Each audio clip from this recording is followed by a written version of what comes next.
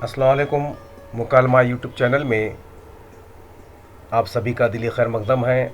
आप वीडियो को लाइक कीजिए, शेयर कीजिए और चैनल को ज़रूर ज़रूर सब्सक्राइब कीजिए। तो चलिए, हम लिखते वक्त कुछ बातों का ख्याल रखना ज़रूरी होता है। तो जुमला मोतरज़ा किसे कहते हैं, आज हम देखने जा रहे हैं।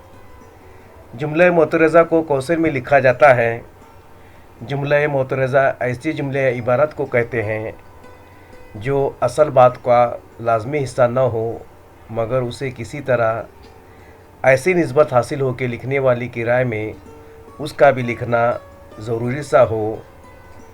तो उसके लिए मिसाल के तौर पर जुमला देखिए, मिर्ज़ा साहब ने जिनसे आपको मिल चुके हैं, जिनसे आप मिल चुके हैं। देखो, जुमले मोतरज़ा ने के कौसर में लिखा गया है और जो कौसर में लिखा गया है उसे जुमले मोतरज़ा कहते हैं। कहला भेजा है कि मैं कल आऊँगा। तो कभी कभी आप लोग देखेंगे